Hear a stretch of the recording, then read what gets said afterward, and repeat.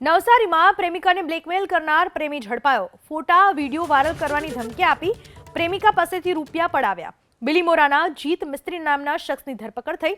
નોકરી માટે આરોપીએ માંગ્યા હતા 3.48 લાખ રૂપિયા। રૂપિયા પરત માંગતા વિડીયો વાયરલ કરવાની ધમકી આપી હતી। પોલીસે આરોપી જીત મિસ્ત્રીની ધરપકડ કરી। ઇન્સ્ટાગ્રામ મારફતે સંપર્કમાં આવેલ એક યુવક સાથે લાગણીના સંબંધો બંધાયેલા અને ત્યારબાદ તેના ન્યૂડ ફોટાઓ તેણે મેળવેલા।